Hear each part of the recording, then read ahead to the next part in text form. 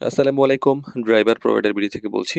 আমরা ভালো মালিক, ভালো ড্রাইভার সিরিজ নিয়ে আলোচনা করছি। দেখতে ১০ম পর্বে আজকে কথা বলব কেন মিডিয়ার মাধ্যমে চাকরি দেওয়া এবং ড্রাইভার নিয়োগ দেওয়া অনেক বেশি নিরাপদ।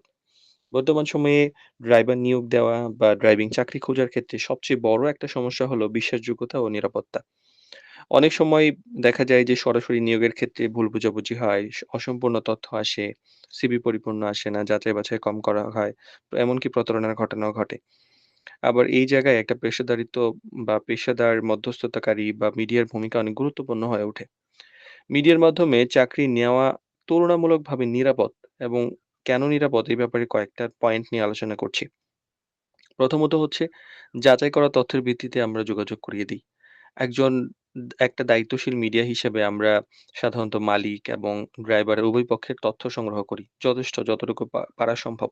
ড্রাইভারের অভিজ্ঞতা সম্পর্কে জানা হয়, লাইসেন্স, তার পূর্ববর্তী কাজের অভিজ্ঞতা, পূর্ববর্তী মালিকের সঙ্গে কমিউনিকেশন, মালিকের চাহিদা, আবার কাজের ধরন, শর্তাবলী ইত্যাদি সবকিছুই ভেরিফাইড থাকে। ফলে ২ পক্ষ একটি প্রাথমিক যাচাই করা তথ্যের ভিত্তিতে যোগাযোগ করেন। এতে অনিশ্চয়তা, ঝুঁকি এবং যে লেংদি একটা প্রসেস সেটা কম হয়। প্রতারণার সম্ভাবনা কম হয়। সরাসরি অপরিচিত কারো সঙ্গে চাকরি বা নিয়োগের ক্ষেত্রে আলোচনা করলে প্রতারণার ঝুঁকি থাকে। উদাহরণস্বরূপ আমরা বলতে পারি যে অনেক সময় বেতন বা শর্ত ভিন্নভাবে উপস্থাপন হতে পারে বা এমন একজন এপ্লাই করেছে যাকে আমরা একদমই মানে চেনেন না এমন হতে পারে। আমাদের এখানে দেখা যায় যে মানে অভিজ্ঞ ড্রাইভার থাকে, এর আগে কাজ করেছে বা অন্য জায়গায় বা আ অভিজ্ঞতা আছে বা আমাদের চেনা পরিচিত হতে পারে। আবার আমরা অনেক বেশি যাচাই-বাছাই করি। তো এক্ষেত্রে আবার অনেক সময় হয় যে যখন অন্য নতুন কেউ থাকে তখন কাজের পরিবেশ সম্পর্কে ভুল তথ্য হতে পারে। হঠাৎ যোগাযোগ বিচ্ছিন্ন হয়ে যেতে পারে।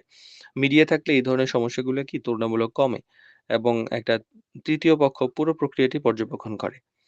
আবার পরিষ্কার শর্ত এবং প্রত্যাশা দেওয়া থাকে। ফলে কি যে আ মৌলিক বিষয়গুলো স্পষ্ট থাকে এবং ডিউটি টাইম, বেতন কাঠামো, দায়িত্ববোধ, সীমাবদ্ধতা, বিশেষ শর্ত যদি থাকে সেগুলোও কিন্তু ক্লিয়ার থাকে। যার ফলে পরে ভুল বোঝাবুঝি বা অপ্রয়োজনীয় দ্বন্দ্ব কম হয়।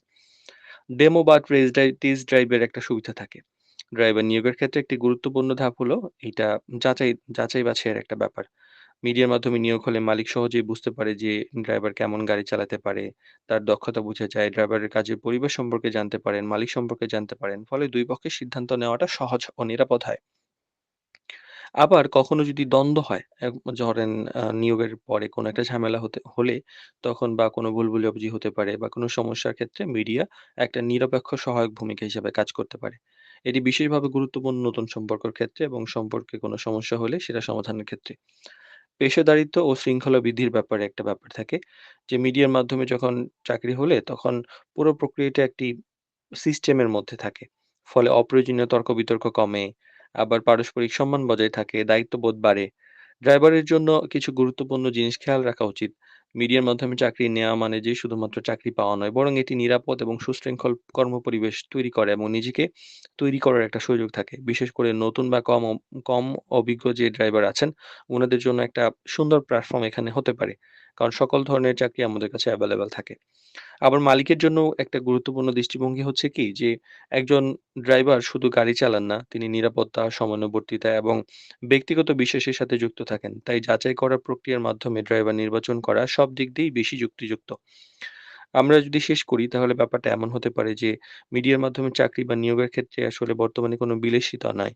এটা একটা বর্তমানে প্রয়োজন। বর্তমান বাস্তবতায় এটি একটি ঝুঁকি কমানোর কার্যকর উপায় এবং এটি সহজ এবং নিরাপদ এবং অনেক দ্রুত চাকরিও পাওয়া যায় এবং অনেক দ্রুত ড্রাইভারও খুঁজে পাওয়া যায়। তাই সঠিক প্ল্যাটফর্ম নির্বাচন এবং স্বচ্ছ যোগাযোগই এখনো সবচেয়ে বেশি গুরুত্বপূর্ণ ব্যাপার।